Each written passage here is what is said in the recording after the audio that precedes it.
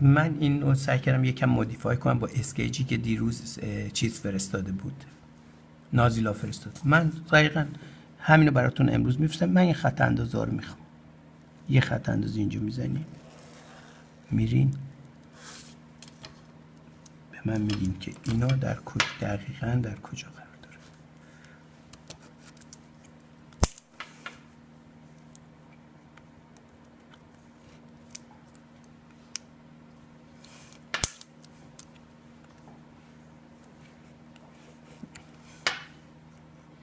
اصلا این در به شیشه ای است که تو دو تا اتاقی که الان شما یکی کردی، آیا بیرون باز شد یا تو باز شد؟ من فکر کنم اصلا بیرون باز شد.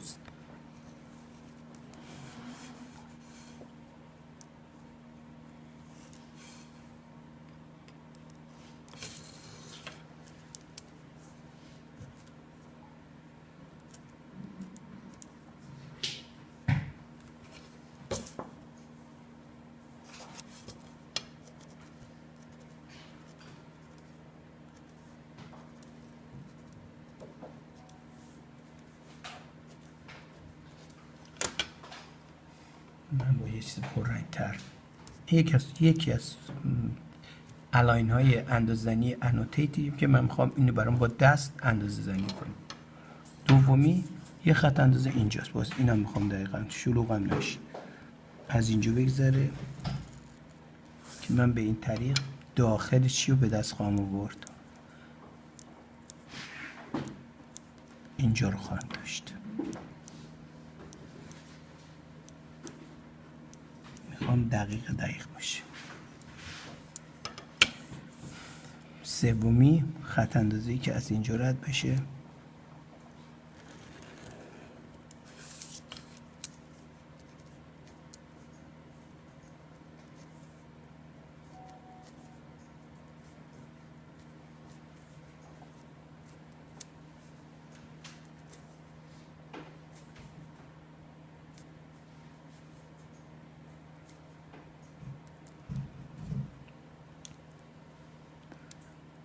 تمام این اوپنینگ تا این لب اینجا نمیدونم، مثل که یه یخچال یه چیزی نمیدونم، یک تو رفتگی داریم که یه چیزی توش قرار میگرفته. میاد در تا اینم میخوام.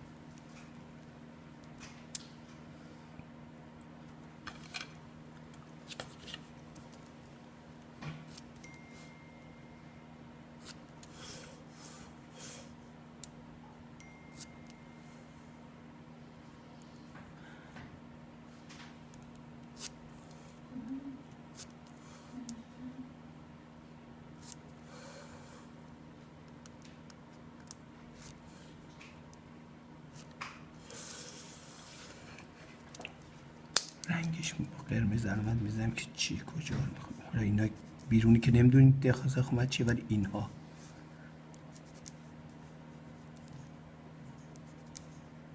اینجا اصلا برآمدگی وجود داره. جای ستون، آیا ستون اینجا دیده میشه؟ آیا دیده میشود؟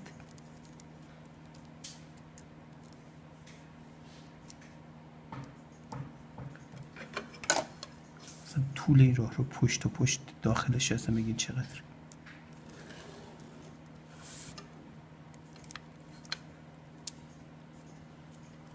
تمام این درب ها میخوام اوپنینگ درب چنده، این درب اصلا چه اوپنینگی داره؟ همه درب های موجود اوپنینگ میخوام. این اندازه هم برام خیلی مهمه. ببینین من با اشل میکشم، با دست آزادم نمیکشم برای که کثیف کاری نشه. بعد یه طول اینطوری هم من میخوام.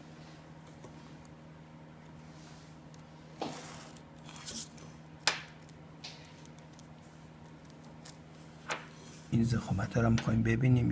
یه دونه میشه رو این رفت.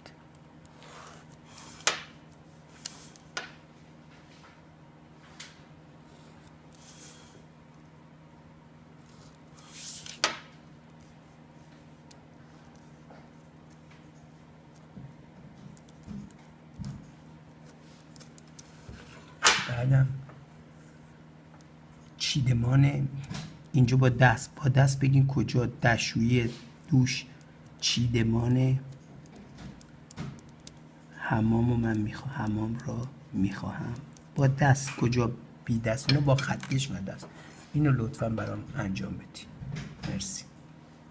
این خط اندازه هم بدیم. خوب.